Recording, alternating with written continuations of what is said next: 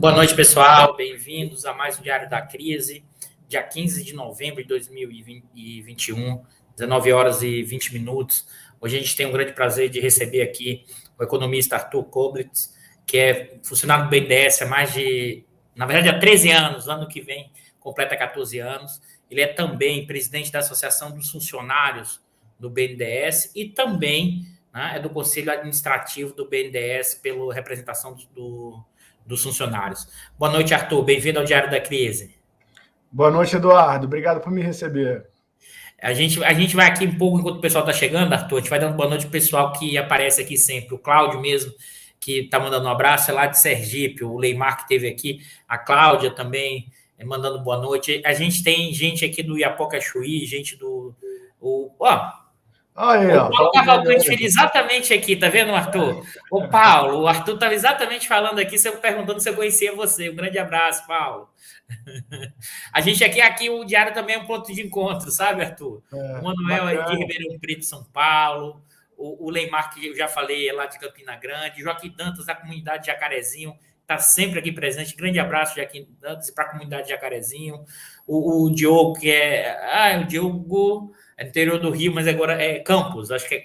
Ele vai. Se não for, ele vai dizer que, Dudu, você está falando errado. Esse teu programa está muito bem transado, cara. Tem essa entrada aí com a maquininha, tá muito legal, cara. É o Bicalho que faz isso, não? O Bicalho é o produtor, e é o seguinte: o Bicalho ele aparece em cena, faz um charme, o pessoal fica na expectativa e ele depois desaparece, entendeu? Aí eles reclamam, porque dizem. Olha o Palhano aqui também, Arthur. O Palhano mandando um grande abraço para você, para mim e para o Bicalho. Então, o Bicalho é o grande produtor, só que ele faz o charme e vem para o programa e depois ele desaparece. Aí o pessoal acha que eu que botei ele para ficar atrás das câmeras, entendeu? Você que fica no papel de vilão, né? Isso, eu fico no papel de malvado. A gente tem aqui, da UFOP de Santarém, do Pará, o Vicente está aqui com a gente. A gente vai dando boa noite quando o pessoal está chegando, né? O Marcelo pedindo desculpa porque não apareceu na última semana. Mas, Marcelo, se você quiser, pode voltar e assistir o vídeo que está lá. Itabuna, Bahia, perto da terra lá de meu pai, que meu pai mora em Bicuí, Bahia, que é o melhor São João do Brasil. Tá? O pessoal vai reclamar de Campina Grande também. Ana Paula, do Paraná, que está sempre aqui também com a gente em Curitiba. Então, Arthur, a gente tem um pessoal aqui realmente de todos os cantos do país para a gente debater, fazer o que a gente faz aqui é aquela aula-conversa, tá? O Viajante Intergaláctico, vamos começar, né? Porque senão o Bicalho fica ali, Dudu, tá na hora de trabalhar, vamos parar de a massa do Rio. Então, a gente... Primeiro, novamente, obrigado por aceitar o convite, Arthur. E o tema do diário de hoje é o desmonte do BNDES, né? A gente aqui já tem coberto vários desmontes que estão acontecendo em várias áreas e várias dimensões. Só que antes da gente ter o desmonte atual do BNDES, é preciso a gente entender, primeiro, o que é o BNDES e qual foi o papel dele? Ou seja, qual foi o tipo de intervenção do BNDES nos anos 2000 e o que aconteceu depois de 2016. Então, um pouco a gente vai fazer aqui uma aula, conversa com o Arthur, conhece muito, é funcionário do BNDES, mas também conhece muito os instrumentos, os mecanismos. A gente vai quebrar alguns mitos aqui que surgiram, o BNDES dá dinheiro de graça, o BNDES dá dinheiro a fundo perdido, ou seja, um bando de fake news que foram criadas, que desestruturaram, reduzir a legitimidade do BNDES, que é uma instituição fundamental no desenvolvimento brasileiro. Antes da gente chegar nessa questão atual, Arthur, eu queria te ouvir, até para explicar, porque aqui a gente tem públicos não economistas, qual é o papel do BNDES, o que é que ele faz, acho que é importante, e também, em certa medida, qual foi o papel do BNDES no desenvolvimento brasileiro pós anos 60, 70 e 80. Tá. É isso, Arthur, passa a bola para você. O BNDES, assim, fundamentalmente, assim, ele é um mecanismo de fazer empréstimo, financiamento de longo prazo, tá? Porque você tem, se você quer criar indústrias, né, indústrias que têm uma escala grande e você precisa, isso são, trata-se de investimentos que são né, muito caros, né? Você tem que fazer durante, às vezes, alguns anos, estabelecendo os fundamentos de uma empresa, numa siderurgia, por exemplo, e você precisa de alguém que tenha fôlego, né? Uma instituição que possa te dar dinheiro ali, antecipar e esperar você montar essa indústria, essa fábrica e começar a vender e fazer recurso para começar a pagar isso. Então, você precisa de fontes de financiamento de longo prazo. O BNDES faz isso no Brasil, é a principal instituição que faz isso no Brasil há quase 70 anos. Né? O BNDES faz 70 anos o ano que vem. Então, ele primariamente é isso. Né? O Brasil, e eu vou falar uma digressãozinha aqui, você me corta se eu me estender muito, mas assim, isso não é uma coisa só brasileira, tá? Essa é uma realidade do pós-guerra.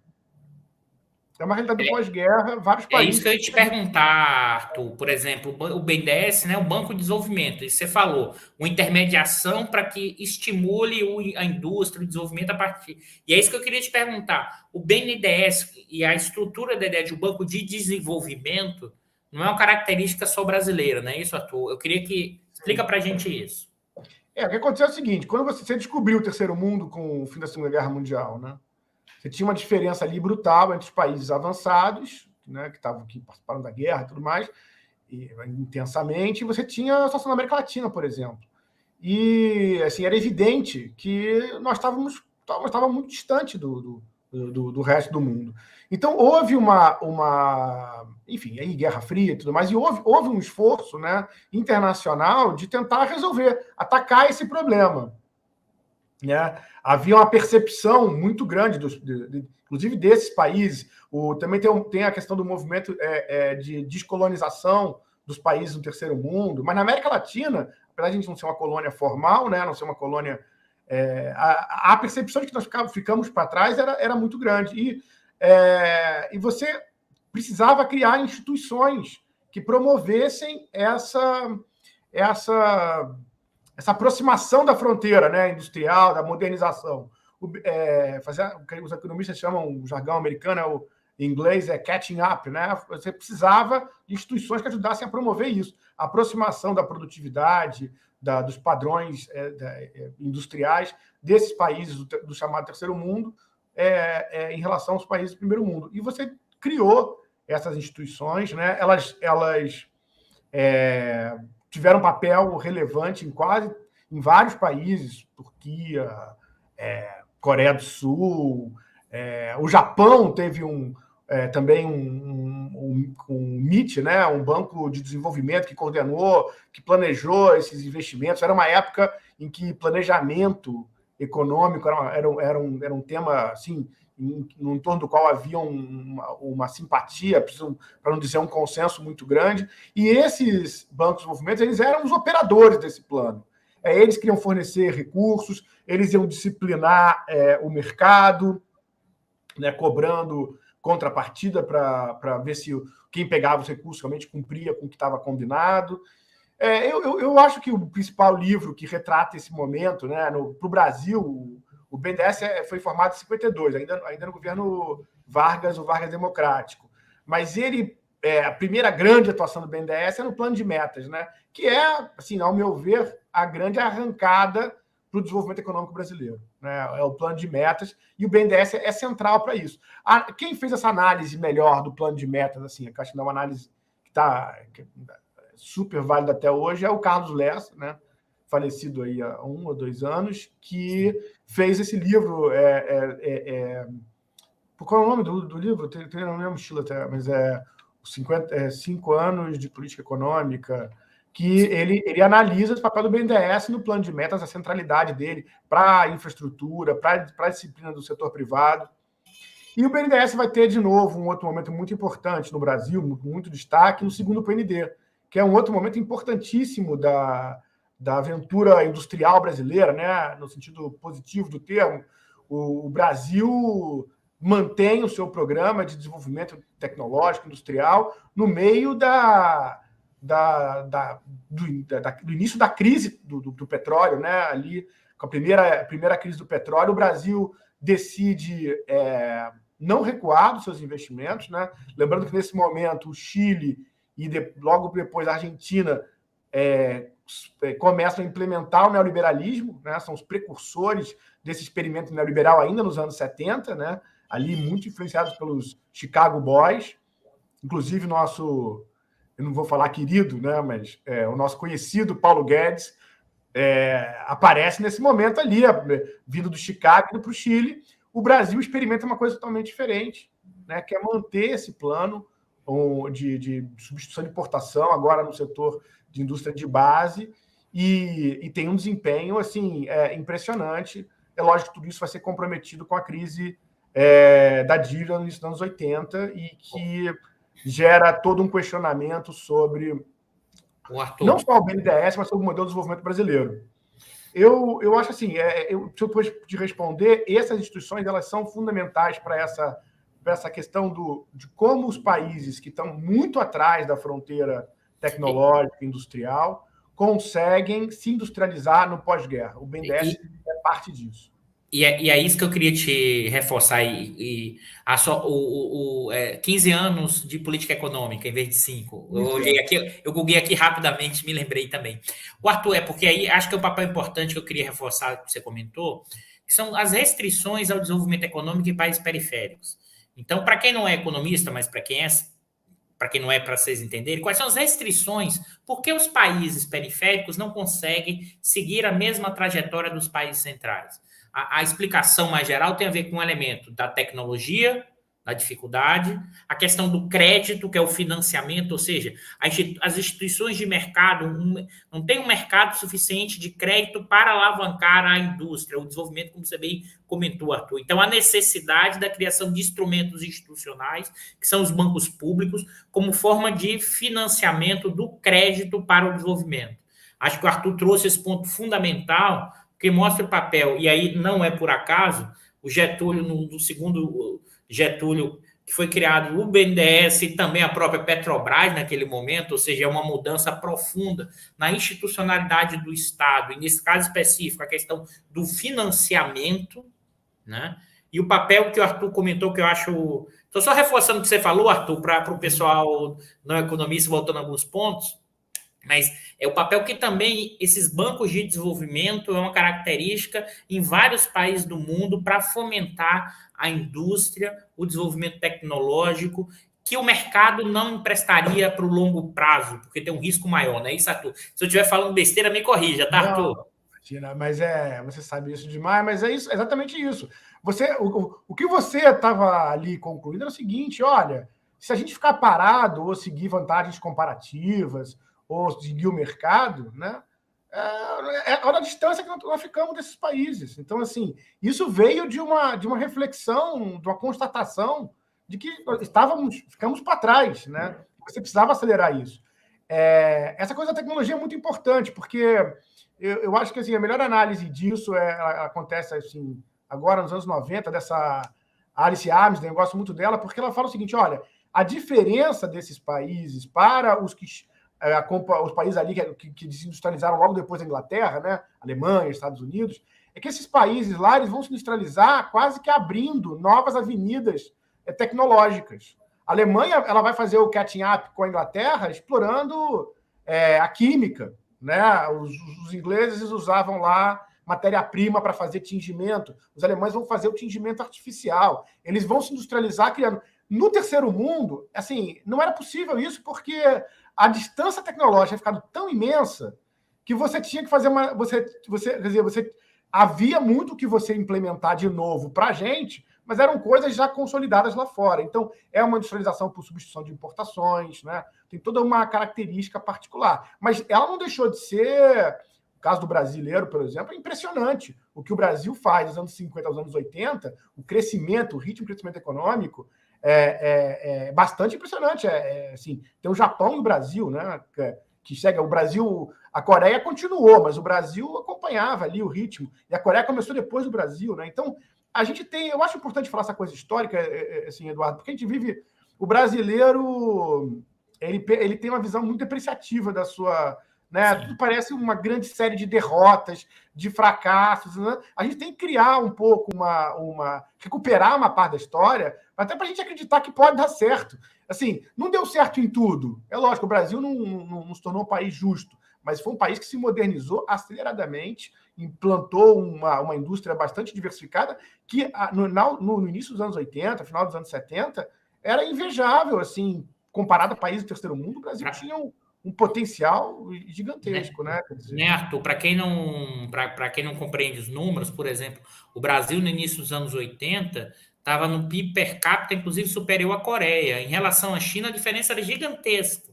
Então a gente fez um movimento, tanto é que esse livro, você me falou do livro do Cássio, eu me lembrei uns pedaços do livro, e na verdade o objetivo ali no meados dos 70 era seguir a trajetória japonesa. A gente estava pensando em dar saltos significativos nesse processo. E como você falou, a crise dos anos 80 fraturou esse processo institucional, sobretudo por causa de uma questão de uma crise externa e a dificuldade de fazer a gestão desse processo. E aí o BNDES, em certa medida, também sofre efeitos da crise desse período. Tá? E aí pela questão, porque em certa medida, aí até para entender, Arthur, uma parte do funding, para quem não entende isso, é o quê? Qual é o... Aí vou te perguntar o mecanismo. Então, é evidente, o BNDES não dá dinheiro para ninguém, o BNDES empresta. Essa é outra máxima que se criou no que é o BNDES nos anos da década de 2010. Mas o BNDES empresta. Mas o fundo, ou seja, o dinheiro que o BNDES empresta, vem da onde? Principal fonte. Acho que é importante entender esse mecanismo para as pessoas que muitas vezes não têm ideia de como funciona essa intermediação financeira de longo prazo. Ótimo gancho assim, do que eu queria falar. Eu falei de empréstimo de longo prazo, tá? Falei disso porque a gente tem empréstimo no Brasil e há muito tempo tem banco no Brasil, né? O primeiro banco no Brasil é o quê? 1808, lá, quando chegou o Dom João VI. Então, o banco tem há muito tempo, mas eu estou falando de financiamento de longo prazo. Então, essa é uma coisa que o BNDES faz e faz há 70 anos e praticamente no Brasil só o BNDES faz isso até hoje, tá? Agora, a outra coisa que o BNDES faz é financiar esse financiamento com um subsídio. Lógico, assim, o BNDES foi criado para operar numa economia capitalista. Então, ele tinha que, se ele queria desenvolver setores privados, né? Queria desenvolver setores privados, quer dizer, desenvolver iniciativa privada. Que não existiam, né? Claro, que não existiam no Brasil e que não tinham e que naturalmente não se implementavam no Brasil, você tinha que criar um estímulo para isso, tinha que criar um prêmio para isso, para os capitalistas botarem dinheiro naqueles setores que eram importantes. Então o BNDES precisava também fazer isso de uma forma que criasse esse estímulo, né? E o banco teve várias fontes diferentes de financiamento. O problema dessas fontes de financiamento que eram governamentais, né, é que exatamente elas não eram assim consolidadas. E o banco teve crises por conta disso ao longo do tempo, tá? Eu vou pular aqui, eu posso entrar em detalhes se alguém quiser saber. No segundo PND, por exemplo, a gente recebeu o PIS/PASEP, que era uma coisa que era para o Banco do Brasil e veio para o BNDES. Mas a Constituição de 88 ela é muito importante, porque se fala muito dela como a Constituição, né, a questão do bem-estar social e tudo mais, mas ela também introduz esse compromisso com o desenvolvimento. O BNDES está citado na Constituição. O artigo 239 da Constituição, no seu primeiro inciso, ele coloca lá que você vai ter um mecanismo que vai arrecadar recursos, né, do PIS/PASEP, e esses recursos uma parte deles vão para o BNDES. 40% deles vão para o BNDES e o resto vai para um programa para o seguro-desemprego. Então, e tinha uma lógica nisso, que era o seguinte: quando a gente tivesse no período, pensa numa economia cíclica, né? Tem um período de bonança e tem um período de dificuldade.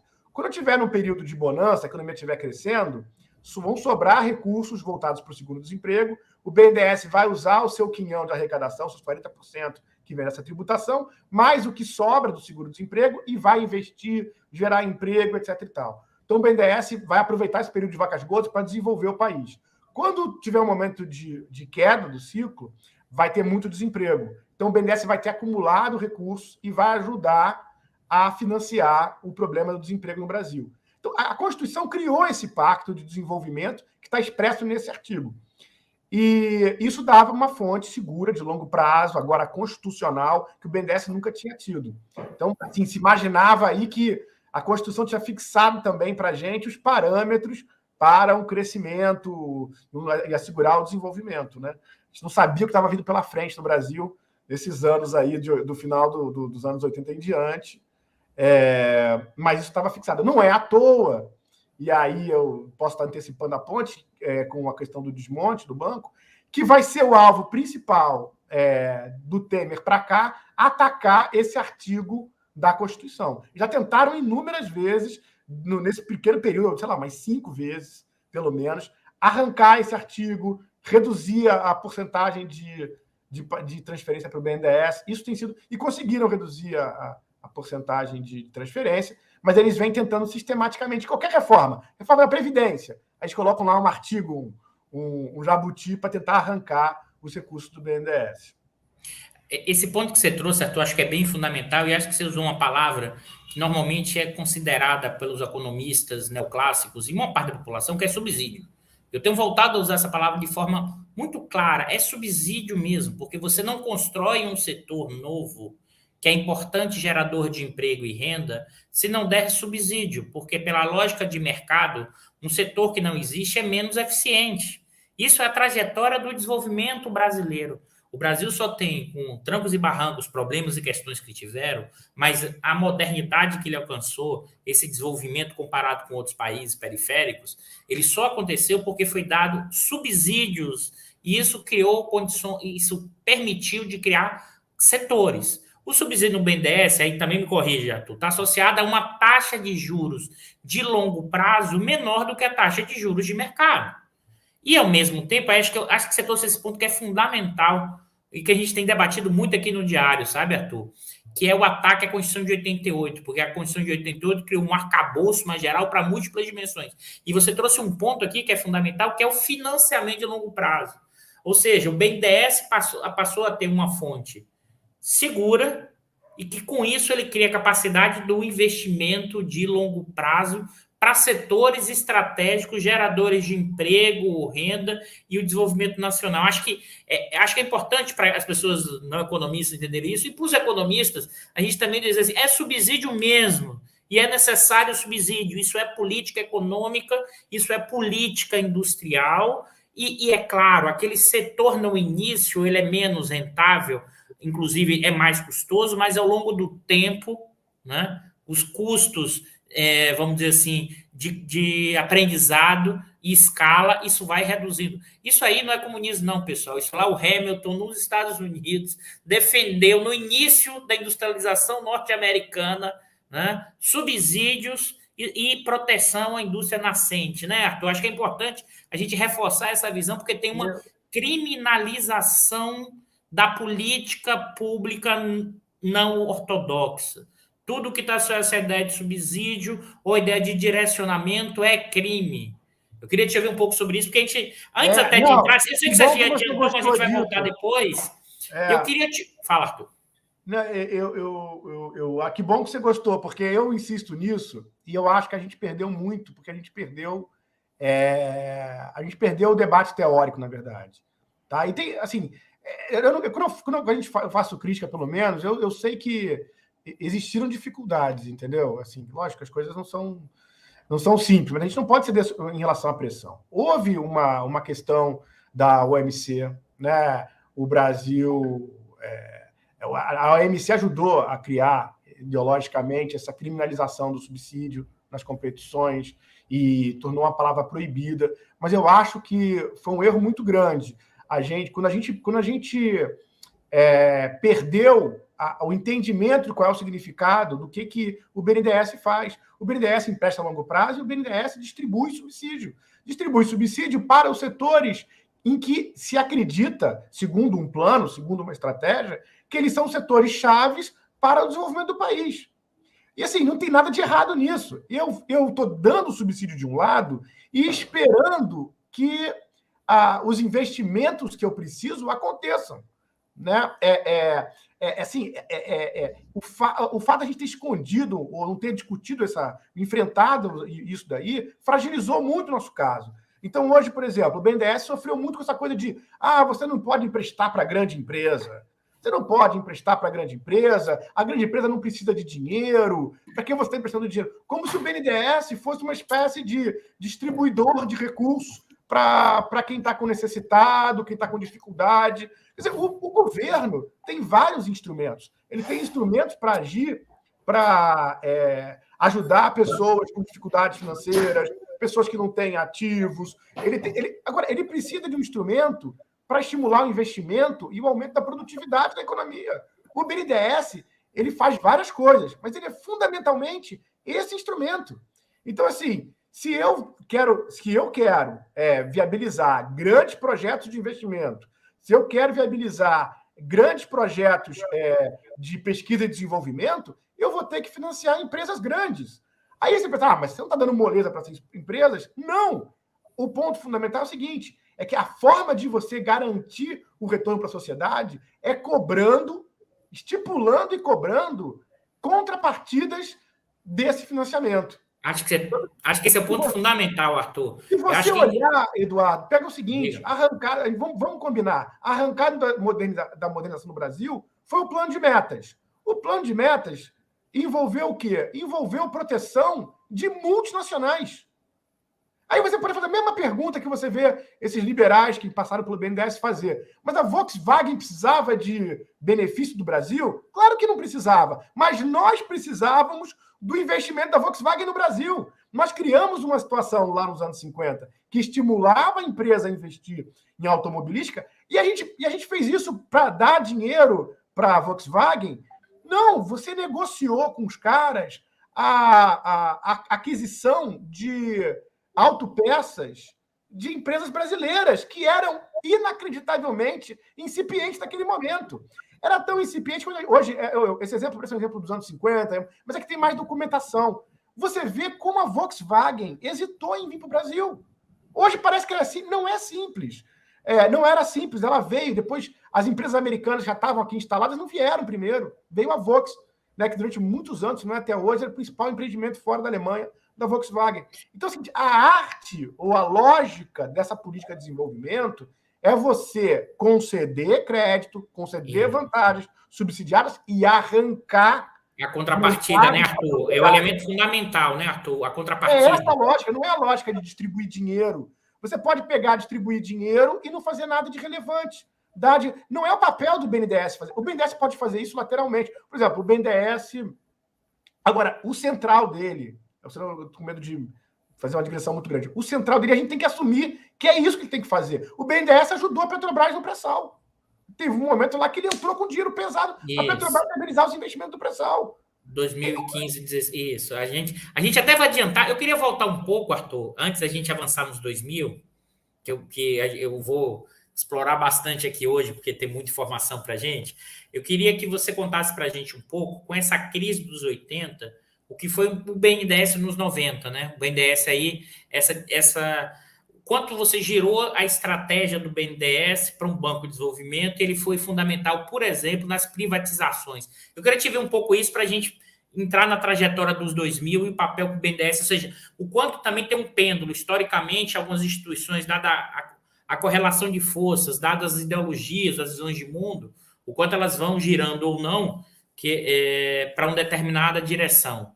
E para a gente depois chegar nos 2000, que eu acho que é um papel importante, que esse debate, a gente vai voltar, é exatamente essa da questão do subsídio e da governança, no sentido da contrapartida, porque acho que talvez esse precisa ser aperfeiçoado. Não é o instrumento, mas o instrumento do subsídio. O subsídio é para ser dado. Agora, talvez... Mas a gente volta um pouco nessa discussão mais nos 2000, mas eu queria te ouvir um pouco o que o BNDES, nesse sentido, nos 90, o papel que ele desempenhou, e se ele perdeu essa relevância toda, como se fala na literatura por desenvolvimento, ele virou um banco da privatização. Queria te ouvir sobre isso.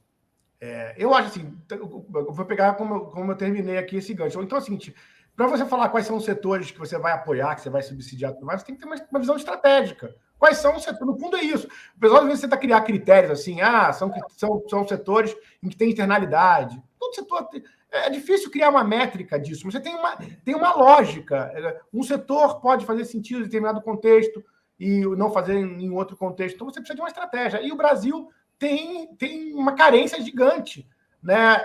Desde os anos 80, ou pelo menos desde o final dos anos 80, de conseguir estipular um projeto de desenvolvimento, né? Enquanto a China se desenvolveu enormemente nesse período, esse período dos 80 para cá é o período em que o Brasil, da crise da dívida, se envolveu com o neoliberalismo e a gente não encontrou esse caminho. Essa que é a verdade. Esse que é o desafio brasileiro, essa é a minha visão. Nos anos 90, o que aconteceu? O BNDES, essa história acho que é importante divulgar, né? O BNDES não fazia privatização, mas com a crise da dívida, o banco acabou, tinha como garantia que as empresas davam, né? O BNDES ficava com a garantia, as empresas foram falindo, o BNDES foi assumindo o controle de várias empresas. Teve um momento que o BNDES era dono de um monte de empresa, ele estava controlando um monte de empresa que não era a função do banco, né?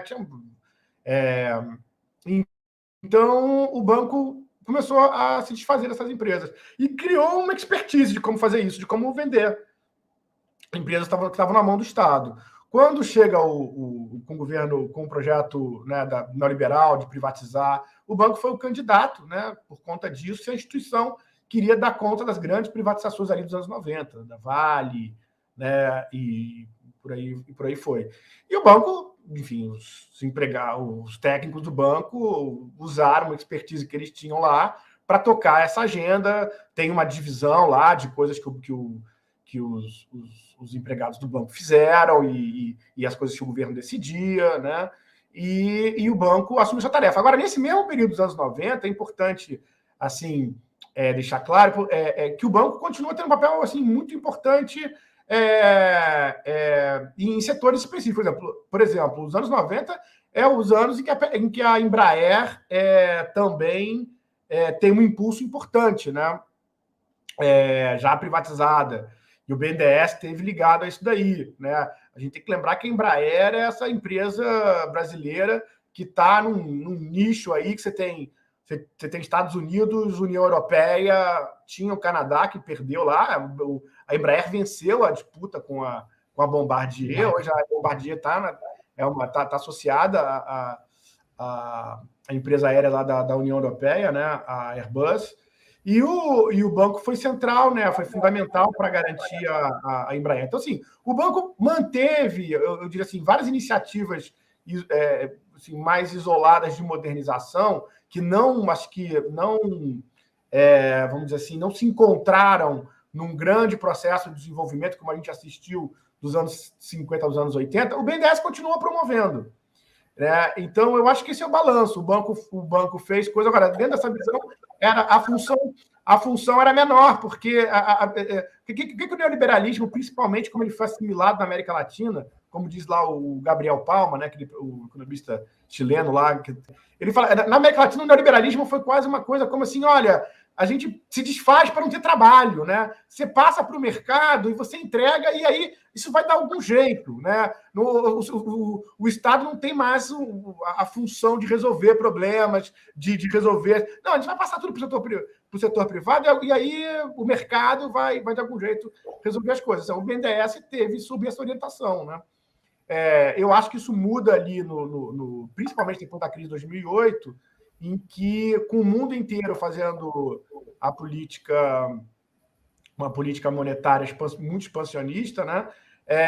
Você abre a possibilidade de vamos usar no Brasil o BNDES, né? E na época houve comentários até enciumados ou invejosos até do próprio Obama em relação a isso, né? Os americanos, eu me lembro de no banco receber uma acadêmica que veio com essa questão de pensar o BNDES e o que seria a importância de ter um banco de desenvolvimento nos Estados Unidos. Então, rolou esse negócio, porque você tinha ali uma forma mais ordenada de pegar recursos e injetar no setor produtivo, né?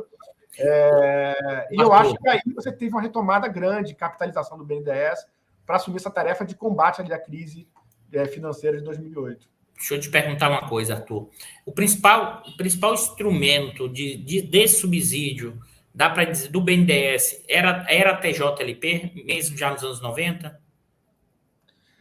Sim. Ou outros instrumentos? Quais seriam os outros instrumentos? Até porque ou era o principal TJLP, ou quais eram os outros instrumentos desse financiamento de longo prazo, além dessa taxa de juros mais barata? Acho que é importante, antes da gente começar nos 2000, antes da gente entrar nos 2000... Não, o banco tem acesso a vários fundos, fundo da Marinha Mercante, tinha esse fundo que eu falei, o FAT, né, que vai ser criado ali em cima da Constituição, que vai ficar com os recursos lá do PIS/PASEP, e o banco vai ter outros fundos que ele administra, mas o mais importante, o mais relevante, O velho PIS/PASEP, que acabou de ser transferido de volta para a Caixa Econômica durante essa crise agora da Covid, porque esse governo acha que você pode... Você sempre tem qualquer outra instituição pode fazer melhor, pode fazer mais com dinheiro do que o BNDES. Então, eles tiraram esse fundo e levaram para a Caixa Econômica. Mas o principal instrumento é a taxa de juros. E tem que lembrar, eu acho que eu vou usar esse espaço para essa tua pergunta para dizer o seguinte: uma coisa é o BNDES, a gente falou até agora, o BNDES empréstimo, né? Sim. A empresa pega dinheiro, ela por um prazo fixado, ela vai pagar uns juros em cima desse dinheiro que ela pegou emprestado, e esse juro é fixado com base na TJLP, que é criada ali no Plano Real. No Plano Real que a TJLP foi criada. Já lidando com problemas da desindexação da economia, você não queria uma taxa que tivesse... Então, a TJLP foi fixada ali, era o Conselho Monetário Nacional, assim como ele fixa a Selic, ele fixava a TJLP. Né? Era uma taxa fixada de uma forma discricionária. Né? Tinha algumas orientações, manter competitividade e tudo mais. Mas, assim, o que eu queria falar aqui é o seguinte: é importante entender que o BNDES também tem um braço de participações acionária, que é a BNDESPAR, que foi criada em 75. A BNDESPAR, ela vai fazer um outro tipo de apoio financeiro. Ao invés de ela estender empréstimos, ela vai ficar sócia das empresas, ela vai comprar ações dessas empresas. Isso foi criado ali no segundo PND, para o BNDES ter uma ação importante ali. E é importante dizer o seguinte, que esses recursos da BNDESPAR, uma vez que eles foram lá colocados e capitalizados, eles não têm nada a ver com a TJLP. Então, assim, isso é um erro que eu vejo, inclusive, colegas heterodoxos, economistas, falar: foi um absurdo, por exemplo, colocar os recursos subsidiados do BNDES na JBS. Né? Quer dizer, a JBS, o grande apoio do banco para a JBS foi certo ou errado, tá? Isso é um outro debate. Mas foram recursos acionários que não envolveram nenhum subsídio. O Arthur, que foram colocados na JBS. E aí, também a pessoa pergunta: mas isso aí indiretamente tem subsídio. Porque não, a BNDESPAR, ela não sugava recursos do braço de empréstimo do BNDES. Na verdade, boa parte do lucro do banco, cerca de 1/3 dele, historicamente, vinha da BNDESPAR. Então, a BNDESPAR era bem gerida, tinha boas aplicações e gerava lucro para o resto do banco. Então, a BNDESPAR não tem nada a ver com subsídio. Tá? Arthur, é interessante isso, porque eu lembro em 2000, acho que era 2015, uma jornalista, acho que do Jornal Globo, né? Me ligou para fazer... Eduardo, você trabalha com essa coisa do mercado de ações, BNDES. Aí eu fiz um levantamento por exemplo, qual era a carteira de ativos do Bandespar, vi evolução no tempo, e eu falei: aqui, dá um lucro enorme. E ela falou assim: não, Eduardo, mas não dá preço. Eu falei: não, é só olhar o preço do ativo no período, olhar o preço no outro, que é a carteira que ele fez. E eu nem entrei na compra e venda, tá? Era só mesmo a carteira de ativo ao longo do tempo. Acho que é importante isso. Então, são dois instrumentos, acho que é bom. Vou reforçar aqui de novo, Arthur, a síntese. Se qualquer coisa você me corrija se eu estiver errado, tá? São dois instrumentos de estímulo à indústria nacional. O primeiro é o subsídio vinculado à TJLP, uma taxa de juros abaixo da taxa de juros de mercado, que é o financiamento de longo prazo, ou seja, investimentos com longa maturação, investimentos que... Por exemplo, como você mesmo falou da Petrobras, uma unidade de produção da Petrobras demora 5 anos para ficar pronta, é uma plataforma. Então, e mais ainda, só vai ter o retorno ao longo do tempo. O outro instrumento, tá, que aqui acho que é importante até detalhar, é o seguinte: olha, uma empresa precisa se capitalizar. Ela, em vez de tomar um empréstimo, ela colocou ações à venda. Então, vai lá o Bandespar e compra essas ações. Então, entra recurso para o conjunto da empresa e o Bandespar se torna sócio da empresa. Então, você capitaliza a empresa, isso tem nada a ver com subsídio. Isso significa a ver com compra e venda de ativos dessas empresas. E nessa lógica de compra e venda, como você falou, o Bandespar tem lucro com essa compra e venda de ações ao longo do tempo. Tem nada a ver com subsídios. Aí acho que é o ponto importante nessa discussão. Esses dois instrumentos são os centrais, não é isso, Arthur? Porque acho que eles são importantes para a gente entender os anos 2000 e a mudança do banco. Porque acho que também você trouxe um ponto que eu queria ressaltar, que aí também, pela não minha leitura tão avançada no BNDES, sempre enxerguei o BNDES dos anos 90 como um banco da privatização. Você fala, você não está negando que foi um elemento importante como o banco da privatização, porque ela já tinha uma expertise com a crise dos anos 80, mas ele também financiou setores estratégicos importantes num volume menor do que foi anteriormente e depois, mas ele foi importante para estimular a indústria nacional e, sobretudo, essa que você falou, que é a Embraer, uma indústria de desenvolvimento tecnológico, que é o caso de sucesso geralmente atribuído. Então, acho que esses são os elementos importantes para a gente pensar agora, Arthur. Acho que agora fica claro para a gente caminhar para os 2000.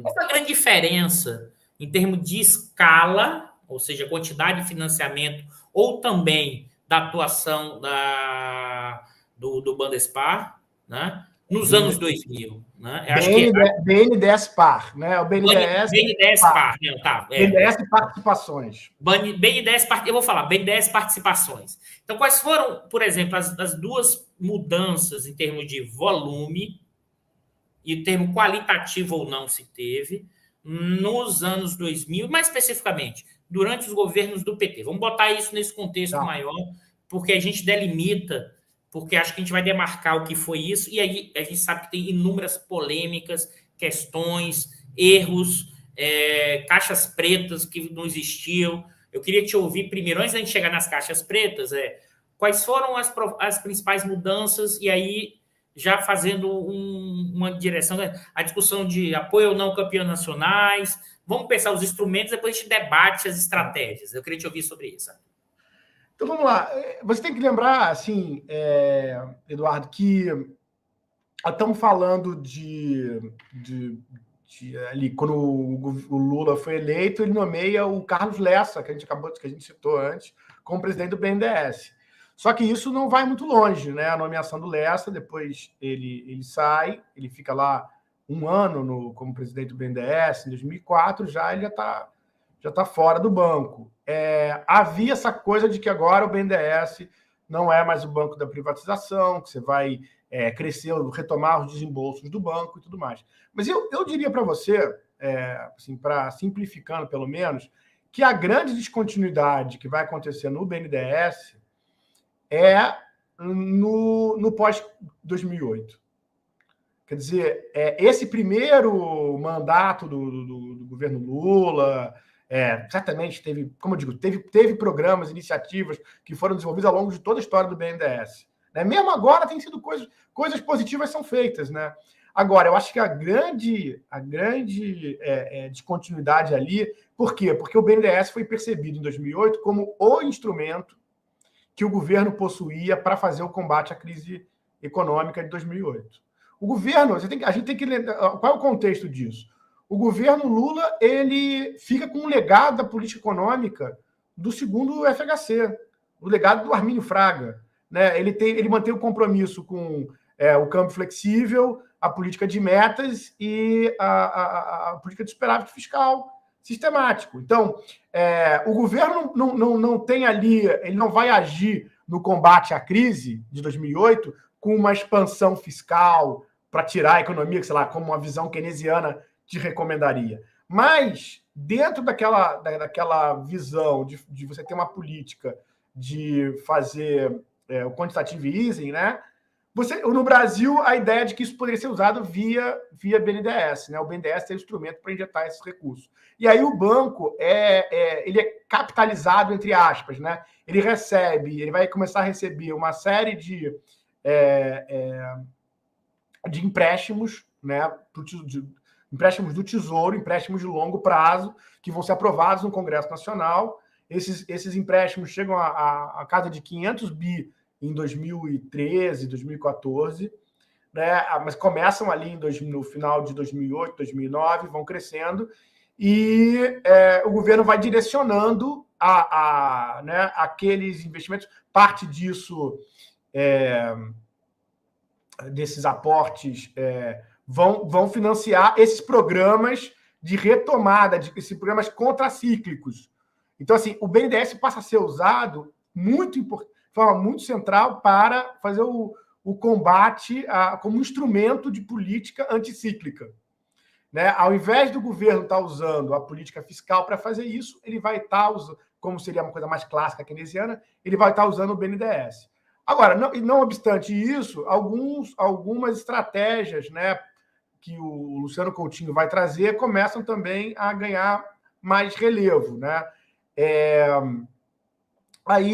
Inclusive, Arthur, que inclusive eu estava vendo no chat aqui, que é a discussão dos campeões nacionais. Aí eu queria que você entrasse, que eu senti que você exatamente está nessa discussão, isso, e aí que isso tem muito mais a ver com o papel do BNDES Participações, né? Isso, do que pela própria TJLP. Isso que eu queria, ou não, eu queria te ouvir sobre isso. Tá, exatamente. Eu quero ser justo aqui mas, assim, o banco, é importante entender o seguinte, o problema de infraestrutura do Brasil é gigante. A privatização vendia nos anos 90 que, ao privatizar, a gente resolveria o problema da infraestrutura, não é isso?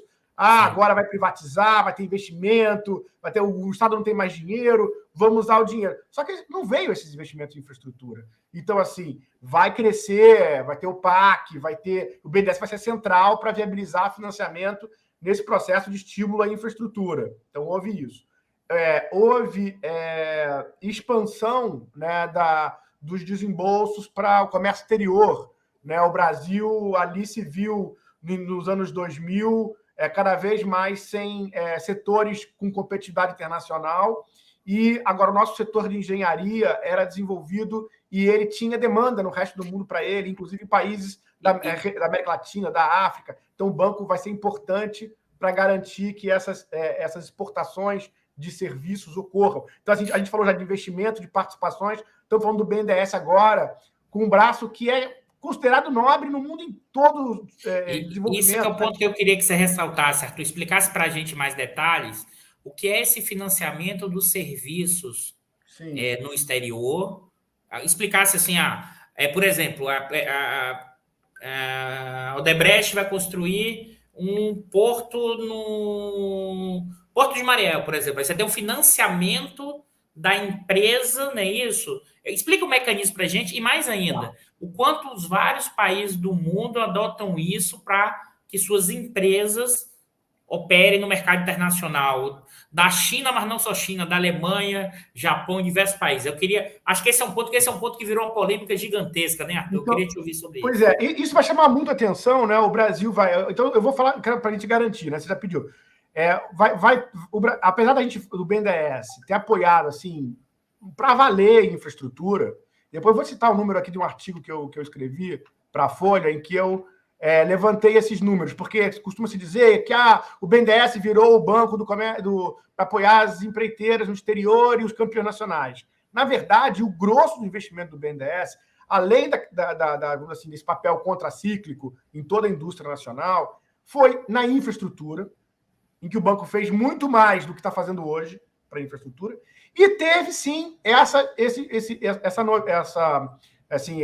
são pontos importantes e característicos desse período, os investimentos, os apoios à exportação de serviços e às empresas, grupos nacionais, através da BNDESPar. Então, vamos lá. O BNDES tinha uma experiência muito grande, já apoiava obras de infraestrutura no exterior, desde lá do final dos anos 90, pelo menos. Tá? Assim como o BNDES, eu falei que ajudou muito a Embraer, o BNDES foi fundamental nessa competição da Embraer com a Bombardier. Como é que o BNDES fazia isso? Ele fazia isso... Eu vou explicar isso para poder explicar os serviços, porque acho que é mais fácil a pessoa entender. Então, como é que o BNDES fazia isso? A Embraer vai vender 200 aviões, por exemplo, para uma companhia aérea americana.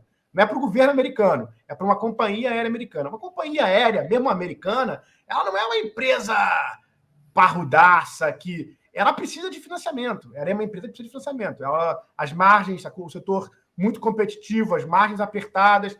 Então, assim, o BNDES foi fundamental para financiar, né? A Embraer chega lá com um aviãozinho dela, né? Tem um avião, meu avião é melhor que o canadense. Só que eu não tenho ninguém que me financie. Eu sou empresa nova, comecei a fazer isso agora. Não tem... A companhia aérea pode achar o máximo os aviões da Embraer, pode preferir o avião da Embraer em relação ao avião canadense, da Bombardier. Só que se a Embraer não tiver o financiamento para oferecer, se não tiver um financiamento atraente para oferecer, o cara vai falar, sinto muito, esse cara... É como você, mas qualquer pessoa, a microeconomia aqui ajuda. Você vai comprar uma geladeira na loja americana, que tem, sei lá, pode financiar em 12 vezes, ou você vai financiar uma geladeira lá da sua casa, numa loja que tem uma geladeira melhor do que a da loja americana. Só que ela não... Você tem que pagar à vista pela geladeira.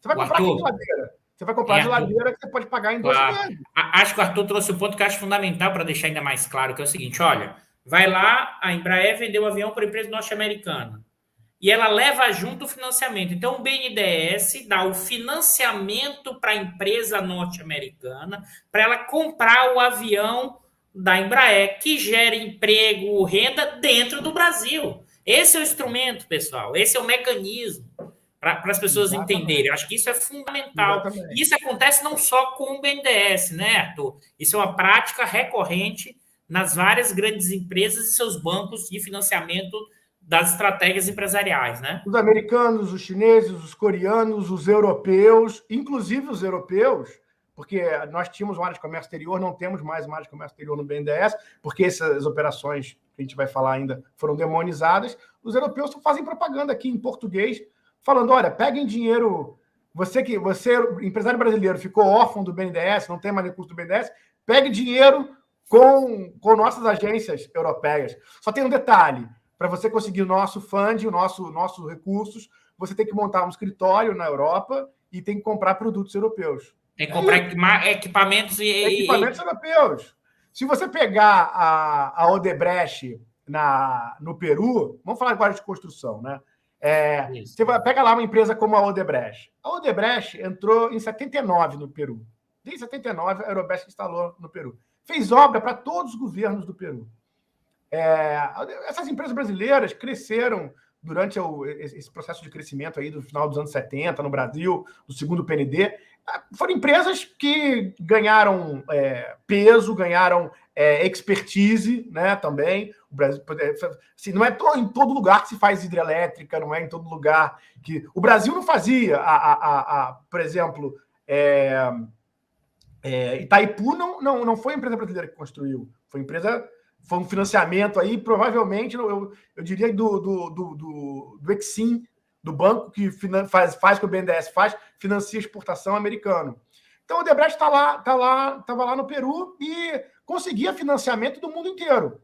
Conseguia financiamento do governo peruano, conseguia financiamento de sindicato de bancos organizado em Nova York, para fazer obras no Peru. Quando a Odebrecht fez essas obras no Peru, como esse financiamento, ela fez isso durante 30, 40 anos, esse investimento que ela fez no Peru, como não foi o BNDES, não foi o governo brasileiro que financiou, ela comprou os equipamentos, as máquinas que ela usou para fazer essas obras no Peru, ferrovias e todo tipo de obra que ela fez no Peru, ela pegou isso de outros países, do país onde ela arrumou financiamento.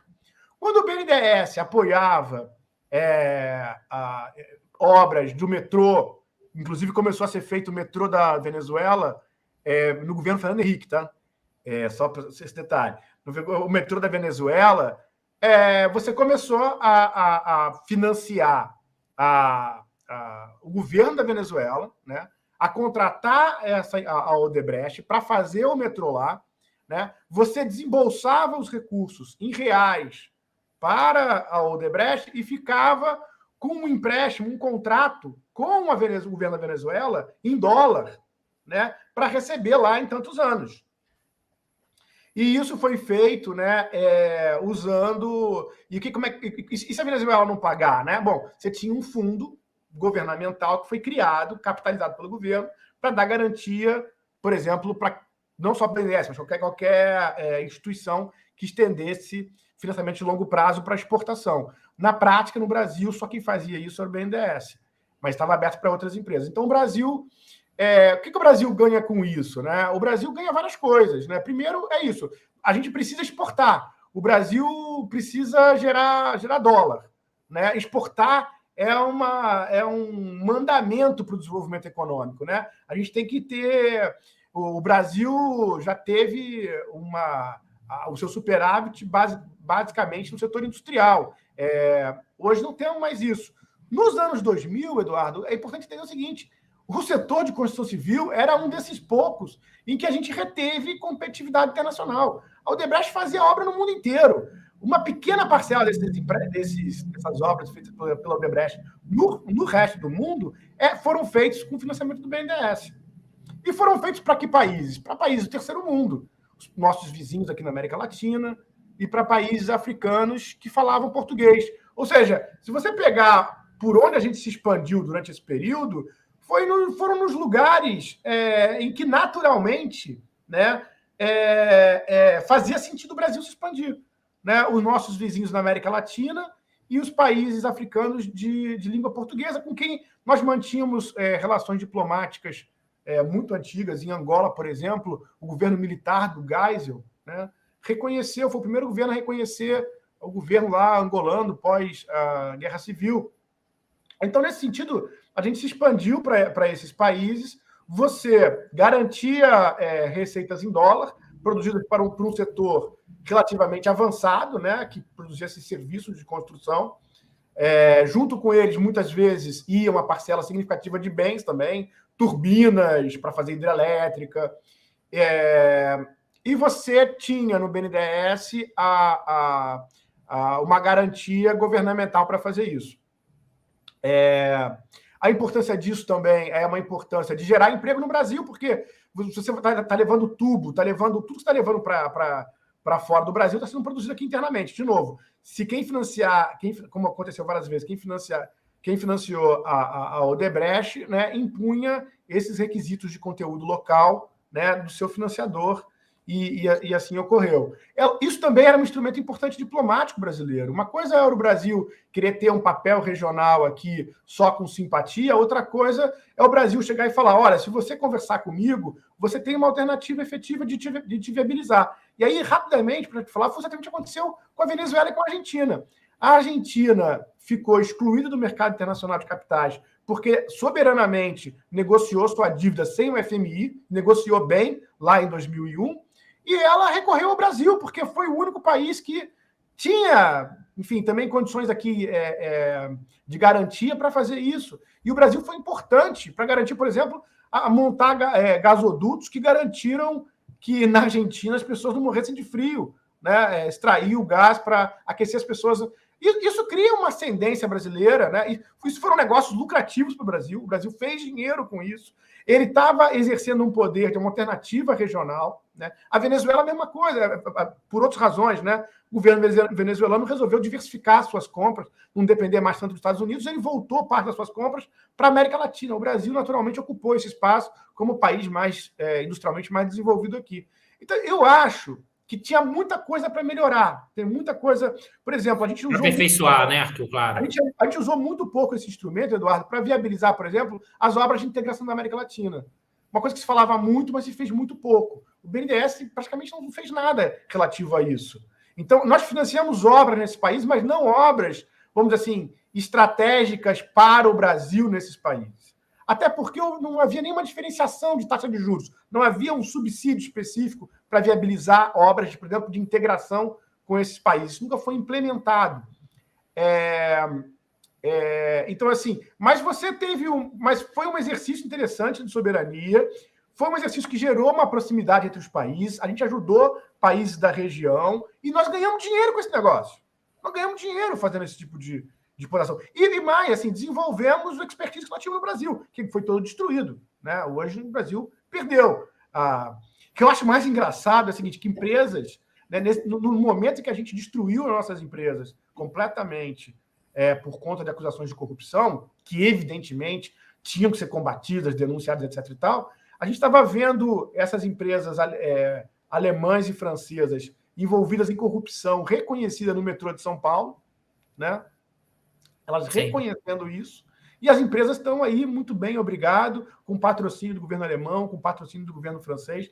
Essas empresas, então, assim, não é porque a empresa vai ser chinesa, americana, alemã, europeia, que ela não vai estar correndo o risco dela se envolver em corrupção para ganhar uma licitação. Imagina, a Embraer pagou multa no governo norte-americano por crime realizado no Brasil. Olha o tamanho da encrenca e olha o tamanho dos efeitos da Novamente, como o Arthur falou, ninguém aqui é a favor de corrupção, corrupção tem que ser combatida, mas você não pode combater destruindo a estrutura produtiva nacional. Nenhum país do mundo faz isso, nenhum do mundo faz isso. Acho que esse é o ponto importante. Eu queria reforçar a sua fala. Pode seguir, Arthur. Eu queria... Bom, eu não sei se... talvez se você fizer mais perguntas sobre o comércio exterior, mas eu acho assim... nós fizemos as operações foram garantidas por um fundo governamental. Esse fundo governamental quebrou para gerar essa crise toda, todo esse escândalo? Não! Estava muito bem, obrigado. O BNDES teve sim, problemas de inadimplemento. Teve problemas na Venezuela, na África também tem um país, e teve com Cuba. Isso começou a ocorrer em 2016. Tá? Desde a criação desse fundo até 2016, nós nunca tivemos um default ligado a financiamento de obras, de operações de construção no exterior. Mas tivemos... Cara, isso é do jogo. Nós, brasileiros, que já inadimplimos no passado, entendemos que circunstâncias podem levar um país a ficar sem dólar e não pagar um empréstimo. Você pega, renegocia e vai para frente. Isso, Arthur. Qual banco que não já teve algum problema com crédito e você faz a renegociação? Ou seja, você criou na verdade, acho que é importante isso, no bojo dessa reconfiguração desse capitalismo em curso, você pegou isso e transformou, porque você ainda tinha um fundo, né, Arthur? Você não pagou, tem renegociação, mas já tinha um fundo de garantia, né? O BNDES recebeu tudo. E o fundo ficou de pé, não foi... Porque esse fundo, ele emprestou 1000 vezes não, mas emprestou várias vezes e ele ganhou prêmios, porque ele cobrou nós cobramos taxas altas, tá? Essas taxas que a gente cobrou de Argentina, de Venezuela, foram taxas com um prêmio de risco, exatamente para ser recompensado, para que esse fundo fosse recompensado pelo risco que estava correndo. Porque, ou seja, é lógico que há um reconhecimento de que poderia haver um default. É do jogo. Então, você cobrava uma taxa. Durante muitos anos, esse fundo recolheu esses prêmios de risco e não teve que assumir indenizar ninguém. A partir de 2016, teve casos, como eu falei aqui, em que exigiu essa indenização e pagar esses financiamentos para o BNDES. Mas, assim, se renegocia, a Venezuela e Cuba não inadimpliram porque não quiseram mais pagar, né? Tiveram dificuldades evidentes para pagar, você pega e tenta renegociar. Os cubanos tentaram renegociar e a gente meio que declarou guerra à Venezuela, queria ajudar uma invasão. Quer dizer, não é assim que se trata um cara que você quer receber dinheiro dele, né? Mas faz parte do jogo, fazia parte do jogo, não teve... e aí, assim, é importante... isso foi tudo parte de uma lógica ideológica. Olha, o BNDES não financiou nada para a Bolívia. Houve milhares de missões, não se conseguiu, porque nunca se conseguiu um arranjo. Quando conseguiu alguma coisa, deu um problema. O BNDES não conseguiu financiar nada para o Paraguai. O governo do Paraguai não aceitava determinadas condições. Então, assim, eram governos simpáticos ao governo brasileiro. Houve interesse do governo brasileiro de estender apoio, mas eu quero mostrar com isso o seguinte: haviam restrições para viabilizar esses empréstimos. Não era só uma questão de, eu quero financiar você. Né? Eu quero financiar você porque você pensa parecido comigo. Como eu já falei, se você pegar o mapa dos países comunistas do mundo e você ver para quem o BNDES apoiou, né, você vai aprender que o critério que foi útil, que foi relevante para o Brasil, não foi um critério ideológico, foi um critério de proximidade cultural, de relações diplomáticas antigas. E é lógico que você só podia, porque é o que o mundo inteiro faz, apoiar países no terceiro mundo. O governo alemão não vai pegar empréstimo para construir ponte ou hidrelétrica. É ridículo falar isso. O governo alemão, quando apoia... Quando os europeus agora estão fazendo propaganda no Brasil dos seus empréstimos, é porque eles sabem que o Brasil pode precisar de dinheiro para fazer obra. Os Estados Unidos, o governo americano não precisa de dinheiro de fora para financiar a obra. O governo alemão não precisa disso. Então, você vai financiar só o terceiro mundo. E no terceiro mundo você tem isso, diversidade de regimes, nem todos têm regimes democráticos, alguns são regimes socialistas, outros não. Foi isso, o Brasil apoiou, por ter apoiado mais Chile e Colômbia, não apoiou porque Chile e Colômbia não aceitavam determinadas exigências que a gente fazia, que tem a ver, eu não vou poder explicar isso agora, com questões de garantia importantes para o Brasil.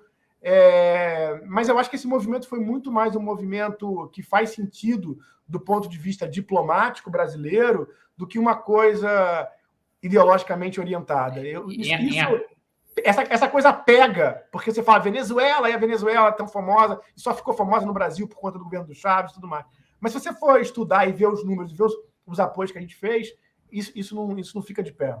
O Arthur, antes da gente entrar até no desmonte atual, eu vou entrar numa especificidade que eu acho que aconteceu, que foi muito marcante, para quem não sabe, que foi uma condução coercitiva com vários funcionários do BNDES, tá? Algumas acusações, e eu olhei algum desse processo, alguns juízes acusando, dizendo assim, na própria BNDES Participação, que supostamente você vendeu uma ação no dia e no outro dia o preço subiu. Como se quem vendeu naquele dia saberia que o preço tinha subido. Coisas assim, fora do padrão, o padrão mínimo de tecnicalidade, mas também de decisões. Eu queria te ouvir, porque acho que eu sei que isso foi muito traumático dentro do banco. Eu queria te ouvir um pouco, porque eu lembro dessa condução coercitiva, mais 30 funcionários do BNDES, acho que uns 15, eu não me lembro agora o total. Eu queria saber o quanto isso, além de tudo, porque o BNDES tem uma burocracia que foi formada durante esse longo período, com tecnicalidade, com procedimentos, e ela foi colocada como um bando de ladrões operando a partir de um governo, e os técnicos também foram colocados como essa pecha. Eu queria te ouvir, porque eu acho importante, antes da gente entrar no pós-16, que é o desmonte. Acho que é importante deixar isso claro. Houve essa suspeita aqui, eu queria falar dos campeões, eu vou aproveitar e fazer o gancho dos campeões nacionais aqui, se eu tiver tempo. Só para dar um número aqui, de 2009 a 2018, o BNDES desembolsou 657 bilhões de reais para infraestrutura. Se você tirar o apoio que foi uma coisa do governo, né, para apoiar a Petrobras, que foi 24 bilhões, o apoio dos investimentos da BNDESPar chegou na casa de 40 bilhões. Então, assim, os investimentos da BNDESPar, se você tirar a Petrobras, eles são 6% do desembolso que o BNDES fez para a infraestrutura. Você vê que a coisa assim, se você pegar o comércio exterior também, é na casa aí de uns 5% que você fez em infraestrutura. Então, o BNDES, nesse período 2009, 2018, foi o banco do comércio exterior e do campeão nacional? De jeito nenhum. Isso foi uma pequena parcela do desembolso que o BNDES fez para a infraestrutura. Mas havia a seguinte questão, para uma estratégia que foi perseguida, né, e que levou, no caso da JBS, que levou a essa condição coercitiva. Havia a percepção do seguinte: o Brasil era um país que tinha uma vantagem competitiva poderosa, né, em algumas coisas, como, por exemplo, em frigoríficos, né, nesse setor de produção de proteína animal. O que a gente via no caso da soja é o quê? A gente tem uma soja, nós somos um Brasil exportador, campeão da soja. E o que você tem na soja? A soja é um produto totalmente internacional. A semente, o financiamento. Assim, o Brasil é o solo brasileiro, o resto tudo é uma articulação internacional. Então você teve a ideia, de novo, tem que debater certo ou errada, mas a ideia de que você precisava organizar um setor que era muito incipiente, muito precário, tinha vários frigoríficos, mas com graus de formalização, havia um grau de abate sem condições sanitárias muito grande. O Brasil sofria, de vez em quando, proibições de exportação na Europa, nos Estados Unidos, por conta desses problemas da questão do respeito a regras sanitárias no abate. Então, a ideia era a seguinte: nós precisamos organizar esse setor nacional para que ele seja, já que a gente vai ser grande nisso aqui, a gente tem que ter isso tem que ser organizado como uma empresa nacional. E o banco estendeu esse apoio para várias empresas que existiam nesse setor. Bom, no meio de crise, né, se você tem ideia, a empresa que era mais internacionalizada, mais avançada, era uma que já exportava. Essa empresa quebra quando você tem a crise de 2008. Então é o seguinte: o banco apoiou várias empresas e, em particular, acabou apoiando muito a JBS, que foi empresa que adquiriu empresas na Argentina, e nos Estados Unidos, né, com o objetivo do quê? De você ter lá ao estar nos Estados Unidos, você teria facilidade maior para exportar, né, a carne brasileira. Então, isso aconteceu. Aumentou muito a exportação de carne brasileira e tudo mais. Isso, de novo, é o Brasil gerando divisas, gerando uma vantagem competitiva, transformando isso em dólar para a gente poder crescer, gerar esses dólares que são importantes para um país que não tem moeda forte. Enfim, você pode dizer que, ao invés de financiar a JBS, você deveria ter financiado uma empresa de nanotecnologia. Você não ia conseguir financiar nesse patamar uma empresa de nanotecnologia no Brasil. Mas você pode dizer que o Brasil nós devíamos ter exigido mais coisas da JBS para fazer esse apoio via BNDESPAR. Mas o fato é que isso foi feito, a política tinha uma lógica, isso seguiu uma série de procedimentos, de aprovações, isso não foi segredo. Talvez a gente possa criticar que isso deveria ter sido mais explicado, mais debatido com a opinião pública. Em retrospecto, isso faz... Eu acho que, né, Arthur? Eu acho que a crítica que pode ser feita é o seguinte: aquela contrapartida que você falou atrás, talvez tivesse que ser maior para ela manter o conteúdo nacional, um contrato estabelecido, senão você devolvia o que você deu nesse movimento. Ou seja, isso sim que eu acho que é importante, que é o nosso grande problema histórico, é a contrapartida, não a estratégia. Exatamente. Como é que você garantia extrair mais coisa para o país desse apoio da JBS? Esse é um debate que os meus colegas que estiverem envolvidos nisso no BNDES, eles têm que ser ouvidos, porque eles vão ter os argumentos deles. Mas esse debate nós temos que fazer. Porque a pergunta que eu faço é a seguinte: a gente tinha que ter deixado o setor de proteína animal ser comprado por empresas estrangeiras e é isso que a gente tem que fazer? Né? Essa é a questão. Essa era outra alternativa, ignorar isso e fazer o setor de proteína animal seguir o caminho da soja, por exemplo. Então, esse debate é um debate bom para ser feito. Que a gente deve... E a gente não faz isso, a gente foi conversando no debate de corrupção. Corrupção que... Aí que tá, a gente não existia, esse ambiente não existia no BNDES, não havia boato de que havia coisa suja no banco. O banco tem uma série de procedimentos que foram estipulados há muito tempo, é uma burocracia que lida com muito dinheiro e há muitos anos, né? Faz isso há muito tempo. Realmente, olha, um banco de desenvolvimento pode entrar num caminho e se perder. Aconteceu isso na Argentina. A Alice Armstrong diz isso. O Banco de Desenvolvimento Argentino acabou nos anos 70 porque corrupção rolava lá dentro. Não é o caso do BNDES. Esses apoios não precisavam de explicações mirabolantes ou de corrupção para explicar por que eles foram feitos. Assim, aí o que acontece? Ao invés de fazer esse debate, que é um debate, tá? Você quer tirar isso e falar o seguinte: não, é tudo corrupção. É simples, porque você mata o debate. O BNDES está errado, a intervenção da economia está errada porque ela leva à corrupção. Então você tentou, esse foi o impulso, né? Pegou o caso da Petrobras, se estendeu com certeza para o BNDES, com uma certeza muito grande para o BNDES, e o que a gente verifica depois de vários exames, esse caso da JBS, de forma exaustiva, é que não há evidências de qualquer coisa ilícita, tráfico de influência.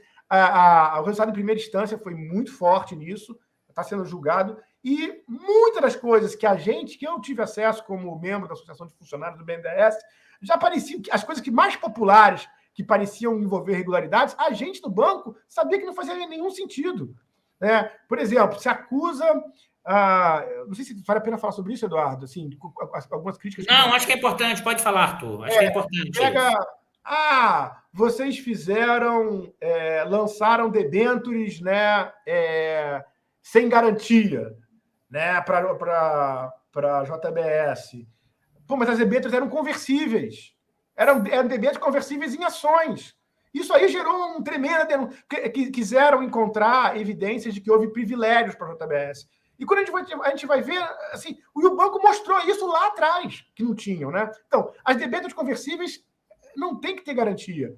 Uma outra coisa que foi... Arthur, só para entender, porque o pessoal às vezes não sabe, debêntures, pessoal, é quando a empresa coloca um papel, um título para vender no mercado e ela recebe dinheiro. Então, por que o BNDES não precisou fazer isso? Porque se o BNDES, ou se a JBS não pagasse a debêntures que o BNDES colocou, né, automaticamente isso virava uma participação acionária dentro da empresa.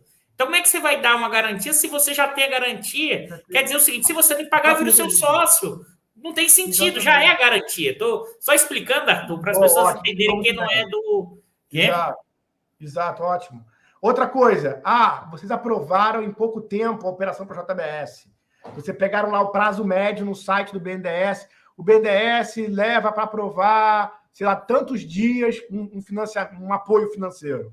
Isso é uma média de todas as operações. A gente falou, foi bom que a gente realmente, acho que a gente organizou aqui uma aula mesmo, assim. A gente já falou de participações e de financiamento. Então, esse número era uma média de tudo isso.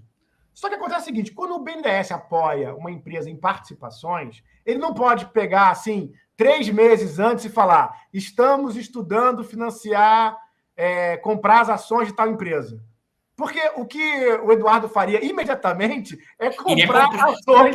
Comprar ações dessa empresa, porque o preço das ações sobe. Vai subir. Então o BNDES ele começava a conversar com a empresa, mas não podia anunciar. E a métrica, o indicador de prazo, né, para aprovar, né, ele ficava distorcido. Então, o banco vinha avaliando o apoio à JBS há muito tempo. Só que quando você pegava o indicador, que era o mesmo indicador para empréstimo, ele parecia que foi em poucos dias que o BNDES analisou e apoiou a JBS. Olha, eu acho que um órgão de controle pegar uma coisa como essa e falar, tá vendo? Ó, aqui é um indicador aparente de que vocês privilegiaram essa empresa. Vocês levaram 10 dias para aprovar esse apoio para ela e vocês levam, em média, 100 e poucos dias. Eu acho que isso é super justo. Agora, depois do BNDES pegar, explicar, abrir, mostrar que em vários casos de participação acionária, os prazos eram parecidos com o da JBS, e você manter isso como uma denúncia. Você transformar isso apareceu, não foi no programa do Ratinho, não foi na Jovem Pan, cara. Você vai ver artigo na Piauí, que comprou toda a denúncia do Ministério Público, que era baseada basicamente em relatórios do TCU, como se fosse verdade.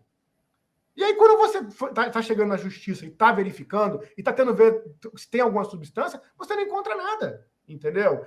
Então, assim, vamos fazer o debate que a gente precisa fazer como país.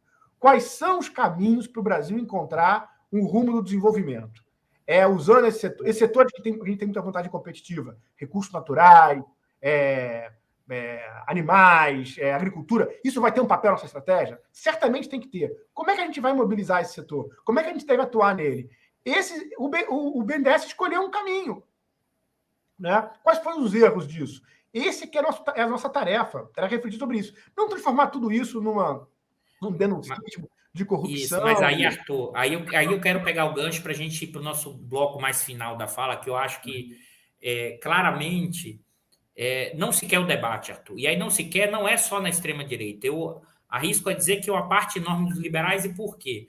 Porque acho que eles desistiram de qualquer projeto desse tipo. Eles surfaram nessa onda da extrema-direita. Eles também criminalizam, na lógica da Lava Jato, a política pública heterodoxa, ou seja, a política de subsídios, a política industrial. Então, na verdade, e por isso que eu digo, o outro lado não quer conversar, porque isso foi o gancho para que esses liberais realmente incorporassem a ideia do seguinte: é a hora da gente acabar com essa história de política pública, de heterodoxia, de desenvolvimento. Vamos pegar, surfar na onda do bolsonarismo e não vamos negociar, não. Vamos entrar na ideia do lavajatismo e criminalizar. Então, você pega uma coisa da teoria do rent seeker, da Ana Kroger, e diz o seguinte: qualquer atuação, intervenção estatal é capturado, o que significa dizer o seguinte: qualquer tipo de intervenção é crime. Como é que você, na cabeça desse pessoal, o que é isso? Para você, o quê? Para você reduzir isso, você tem que reduzir o Estado. Então, você mistura uma coisa da teoria da captura do Estado com lavajatismo, e aí você não precisa dizer, mas eu vou dizer com um caratismo de parte de economistas liberais que, na verdade, viraram despachantes, porque viraram também representantes dessa burguesia, ganham muito dinheiro com isso, sobretudo os que estão no mercado financeiro operando. E aí, Arthur, por que eu estou falando isso? Porque o que a gente está vendo, você até usou uma entrevista também esse termo, o desmonte do BNDES. Eu queria ver os efeitos desse desmonte aí pelo fim da TJLP, pelo fim do financiamento da questão externa, por os vários instrumentos que foram desfeitos, da redução, inclusive, da capacidade de financiamento, que você consegue, a mesma alertou aqui, a capacidade de um fundo de longo prazo foi desestruturado pela retirada dos fundos. Então, eu queria te ouvir o quanto isso, juntando com o que a gente sempre faz no diário aqui, porque é um desmonte geral, mas tem gente ganhando com isso. Gente ganhando porque aí, já adiantando, porque o mercado de capitais avança, porque os bancos conseguem não financiar a longo prazo, mas os privados participar na intermediação de debêntures privadas. Então, assim, eu queria te ouvir sobre isso, o quanto pós-2016, e aí você já deixou isso muito claro, é muito diferente do que foi em 90. Isso que eu falo que o tempo inteiro, sabe, Arthur? O que em 90 você tinha um projeto, um modelo, você pode concordar ou não, era o mundo. Aqui é um desmonte, e não é só no BNDES, é generalizado. E aí mais, não acho que seja apenas um movimento hoje dessa extrema-direita, dessa corrupção. Operou-se assim, mas hoje tem interesses graúdos importantes de segmentos financeiros, de segmentos outros, que descarta o BNDES e ele vai perdendo a função central do desenvolvimento, do financiamento para gerar emprego e renda internamente. Aí eu queria que você desse um panorama para a gente dessa discussão e eu vou puxando alguns ganchos aqui, Arthur. Eu concordo totalmente com tudo que você falou, tá? Principalmente o seguinte, essa agenda, no caso do BNDES, ela é clara, ela foi publicada, né? Tem um artigo do Pércio Arida, na Casa das Garças, que ele colocou a agenda de acabar com a TLP, né? Também acabar com a taxa da Caixa Econômica. Quer dizer, eles tinham essa agenda muito clara. Vê bem, a privatização dos anos 90, ela deixou bancos públicos muito importantes no Brasil. Deixou essa estrutura dos 5 maiores bancos brasileiros, 3 são bancos públicos. Então, ficou uma agenda não realizada.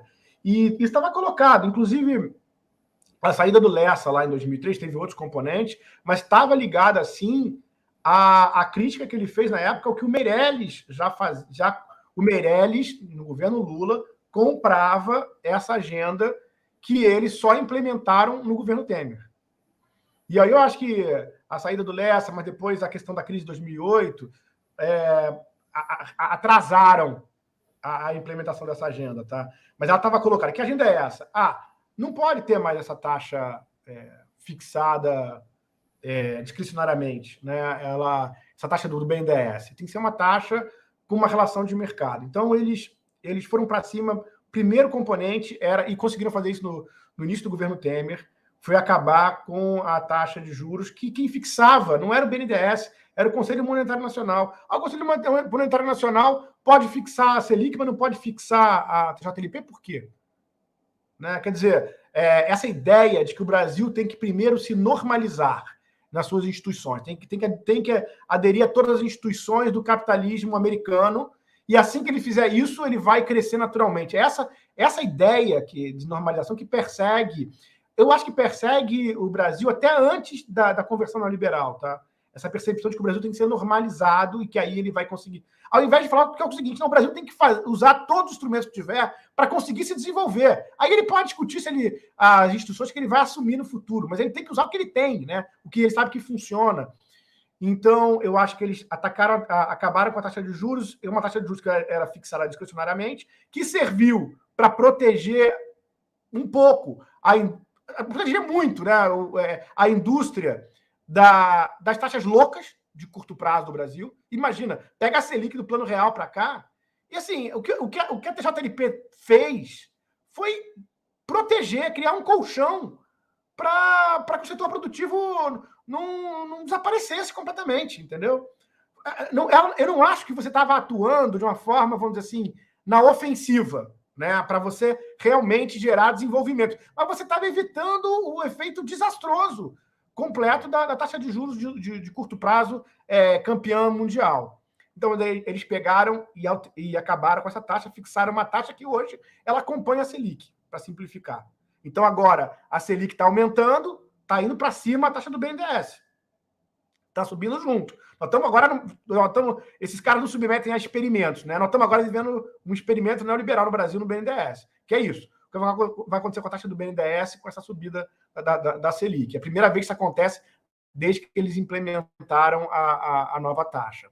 E aí o que acontece? Qual é o resultado da implementação dessa taxa? Recursos impostos no BNDES. Porque as pessoas não pegam recursos com a taxa de juros tão alta.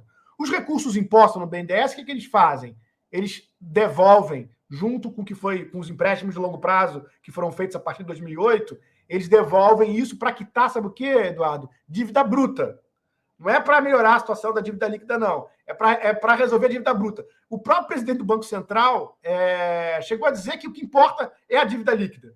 Mas o BNDES está aí, esses 1% aí de aumento da taxa, esses aumentos aí, pontos percentuais da taxa de juros, já estão comendo todo as devoluções do BNDES. Então, o BNDES passou esse tempo todo sendo descapitalizado e os recursos ficam empossados, então não gera uma crise instantânea de liquidez do banco, né? O BNDES não tá conseguindo desembolsar. E a outra fonte que eles passaram a usar muito fortemente são as vendas das ações da BNDESPAR. Vendendo ações da BNDESPAR sem É isso que eu ia te perguntar, Arthur. Uma venda, um volume gigantesco. Dezenas de bilhões de reais feitos, estavam programados para ser feitos, veio a pandemia, né? Houve uma recuperação da Bolsa e eles começaram a fazer essas vendas. E o discurso que a gente vê oficial, né, é de que nós estamos nos livrando de empresas como Vale, como Petrobras, para que a gente, né, porque são empresas maduras, não tem mais papel, o banco está aqui, para a gente investir no social, mas na verdade não é isso que acontece. Os desembolsos para saneamento não tem relação com as vendas das ações. Então, imagina o seguinte, Arthur, não tem relação da venda das ações, e aí você vende ações da Petrobras, quando a Petrobras está tendo a maior rentabilidade dos últimos tempos e o preço subindo. Ou seja, você vende antes, dizendo que vai aumentar o financiamento, que na verdade não tem nada a ver com a questão do financiamento. É impressionante a quantidade de fake news que é divulgado o tempo inteiro sobre o BNDES e sobre os instrumentos nesse momento atual. Reforçando o que você falou, Arthur, o quanto, na verdade, não é o Bolsonaro. Você vem desde o Temer, e isso é um projeto dessa burguesia brasileira junto, que eu chamo seus despachantes, que são os economistas liberais que estão vinculados a essa grande burguesia. Eu acho que você trouxe esse ponto como um elemento fundamental, e reforçando que, inclusive, tem um ataque até à própria associação de funcionários, né, Arthur? Você teve que lutar na justiça para assumir, você ganhou eleitoralmente para ter direito, você foi eleito para assumir o cargo do Conselho Administrativo, não é isso? Exato. A associação, ela desde esse período, coincidiu eu estar na diretoria da associação a partir de 2016.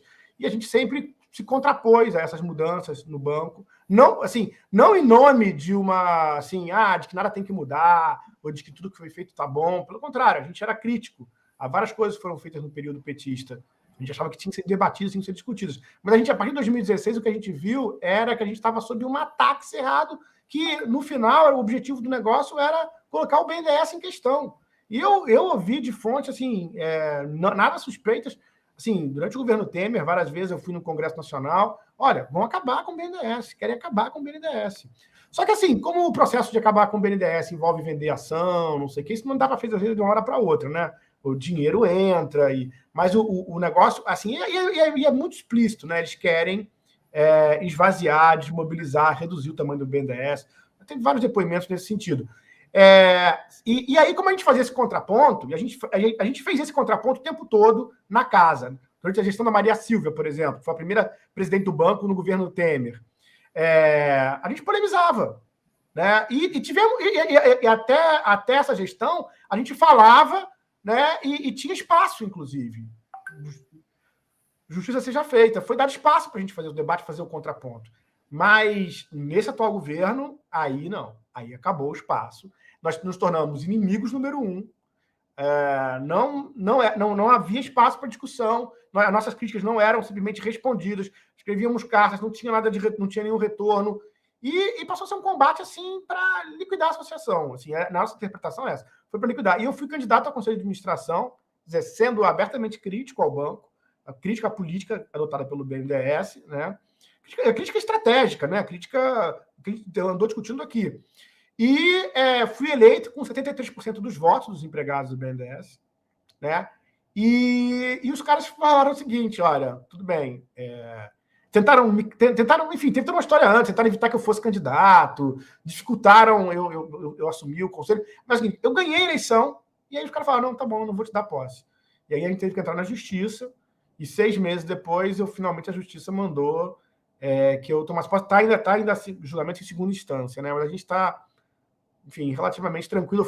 Em primeira instância, as palavras dos juízes sobre o comportamento do banco, as alegações do banco foram realmente assim extremamente duras, assim, muito pertinentes, porque o que se tratou ali foi realmente um ataque democrático, assim, pesado, um desrespeito aos empregados do BNDES enorme. Eu acho que se eu fosse candidato hoje, eu teria uma porcentagem até maior, porque mesmo as pessoas que não votaram em mim, né, porque evidentemente não existe consenso no BNDES, um bando de gente tem ideias bastante diferentes, mas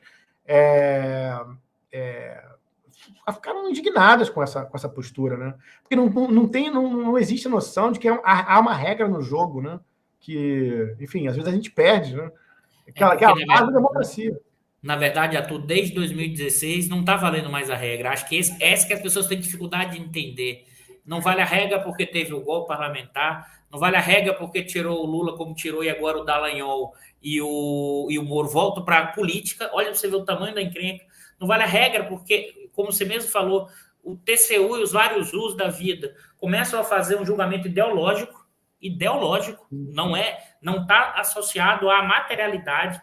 A gente está vivendo, eu chamo um botim, uma completa crise institucional. Não é trivial o que a gente está vivendo. Arthur, para fechar, que a gente já tem 1h30, eu vou fazer aquela pergunta mais difícil, assim, que é o seguinte, mas eu sei que você tem... Como você enxerga, quais seriam, por exemplo, quais são os instrumentos possíveis dentro do BNDES, se você retorna uma reconfiguração de uma estratégia diferente do BNDES, que volte a pensar lógicas de subsídios, em uma parte, como a gente já deixou claro, outras, o papel do BNDES, participações como estímulo à questão industrial, e, ao mesmo tempo, pensando esses instrumentos de governança. Claro que isso aqui daria um novo programa, mas eu queria te ouvir mais em linhas gerais, se esse desmonte inviabiliza ou reduz muito a capacidade do banco, e se você teria que reconstruir instrumentos fora do banco para fortalecer o banco. Por que isso, Arthur? Até para você entender, porque eu acho que além do desmonte, tem uma estratégia atual que é amarrar, assim, com todas as cordas, vários setores para inviabilizar qualquer movimento para frente de mudanças institucionais. Eu queria te ouvir sobre isso, especificamente sobre a questão do BNDES. Eu vou escolher o seguinte recorte aqui, porque, lógico, eu acho que a gente tem que escolher setores, estratégia e tudo mais, assim, eu acho que isso é uma coisa totalmente factível, tá? Nós fomos capazes de fazer isso no passado, no Brasil, o mundo inteiro faz essas escolhas, elas não são nenhum bicho de 7 cabeças, assim, mas a gente vai ter que escolher setores que são fundamentais, setores que a gente vai garantir que eles vão ter acesso, assim, no longo prazo, né, numa coisa muito... a um incentivo que não vai acabar assim que tiver a primeira crise. Esses caras vão ter que ter uma sinalização forte de compromisso do governo com o desenvolvimento dos setores que foram considerados estratégicos. A gente precisa de foco. Agora, eu acho que a nossa reflexão, Eduardo, tem que ser muito centrada no seguinte: houve aporte de recursos no BNDES, a partir de 2008, pesados. O BNDES aumentou muito seu desembolso. Por que nós não fomos capazes de gerar um processo de desenvolvimento como a gente, por exemplo, conseguiu lá no plano de metas ou no segundo PND? O que impediu que isso acontecesse? Porque isso não aconteceu. Eu sou da opinião de que isso não aconteceu. Faltou mais tempo? O que faltou nisso? Eu acho que... aí eu vou pegar um ponto que você falou. Eu acho que assim, não é o BNDES sozinho. É uma articulação institucional. É o BNDES, onde o BNDES teve uma atuação importante recentemente, pega o setor de fármacos, você combinou o crédito do BNDES subsidiado, né, a estratégia discutida no BNDES, no governo, com compras governamentais. Então, a gente tem que ter uma articulação de políticas em que o BNDES é um dos braços centrais no crédito, na formulação, na inteligência da coisa junto com o governo. Mas você tem que ter outros mecanismos, não é só o mecanismo do BNDES. E eu acho também que a gente tem que ter claro o seguinte: é um BNDES que tem que pensar mais no longo prazo. O BNDES tem um papel contracíclico, mas essa coisa do BNDES virar, vamos assim, o principal instrumento de política macroeconômica de curto prazo é limitado. É limitado. O BNDES ele gera ele permite lá uma taxa menor de juros, mas ele não gera demanda. Então, assim, acho que o BNDES não é um substituto, por exemplo, de política fiscal expansionista, de gasto, aumento de gasto público, para combater uma crise econômica, por exemplo, entendeu? Eu acho que o BNDES tem um papel no combate de crises, mas ele tem que estar focado, centrado no longo prazo, no desenho dessa reindustrialização brasileira.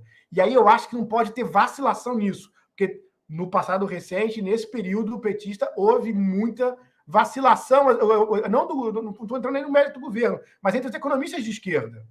Né? Eu me lembro aqui, para falar uma coisa polêmica, de uma economista que eu admiro muito, que é a Maria Conceição Tavares. Se você recuperar, Eduardo, recupera lá o que a Conceição falou sobre a questão industrial. E eu acho que não tem espaço para vacilação. O destino econômico do Brasil está ligado, sim, à indústria. Não dá para vender outra coisa. Nós vamos querer incluir essa massa de brasileiros, né, que vive, o que está hoje procurando osso no lixo para comer. Então vamos incluir esses caras. Quem é que vai fornecer os bens de consumo básicos? Nós vamos virar demanda para a China? Vão ser os chineses que vão fornecer os bens de consumo básico para os brasileiros que nós vamos incluir numa perspectiva de 4, 5, 10 anos. Né? Então, assim, eu acho que há a questão do balanço de pagamentos. Né? Eu acho que nós temos que ter uma proposta, mas nós não podemos mais vacilar nisso. Né? O Brasil, se tem um futuro de desenvolvimento econômico, esse futuro está ligado à indústria, está ligado a usar vantagens competitivas nossas, a recursos naturais, mas ele passa pela indústria.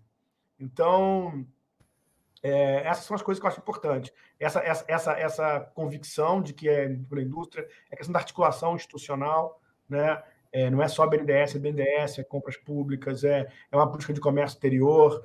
Né? E eu acho, assim, um tema que eu acho bem importante é o seguinte: o Brasil, o desenvolvimento brasileiro, essa perspectiva, que foi muito falada no período do PT, mas eu acho que foi pouco executada na prática, ela é muito correta. É a seguinte: o Brasil, para se colocar no resto no cenário internacional, ele deve procurar fazer isso em aliança aos seus vizinhos aqui. Né? Eu acho que a coisa da América Latina é central. E há muito que a gente pode fazer nesse sentido aqui. Tem muito benefício. Eu acho que essa é uma área para ser explorada. Acho que ela pode ajudar muito o nosso processo de garantir demanda para a industrialização brasileira. Enfim, eu acho que tem um caminho aí. Reconstruir instrumentos que nós preservamos, o governo Bolsonaro destruiu aí, mas acho que a gente sabe o que tem que ser retomado de volta. Aí eu falo do CCR, por exemplo. Então, eu acho que esses são elementos que eu considero que são bem importantes. Maravilha, Arthur. Foi uma conversa-aula aqui. Acho que quem está nos assistindo, quem vai nos assistir, ou aprendeu ou aprenderá bastante. Eu posso dizer que eu aprendi também bastante, Arthur. Gostaria muito, muito, muito de agradecer pelo convite. Foi um ótimo papo, uma ótima discussão teórica, elementos para compreender o que a gente está vivendo, o que foi o fake news enorme na questão do BNDES.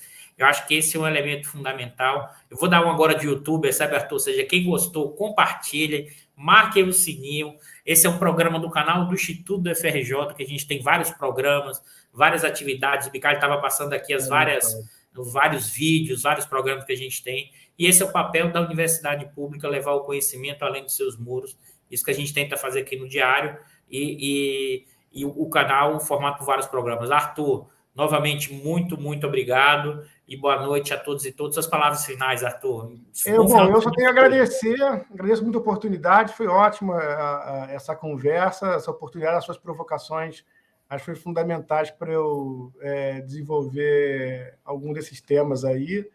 E vamos chamar você lá no nosso programa, lá, ou fazer uma propaganda aqui, a gente tem um podcast lá, e vamos preparar uma para você participar lá com a gente. Maravilha, Arthur. Estamos à disposição sigamos nessa luta de reconstrução do país. Boa noite, pessoal. Um abraço.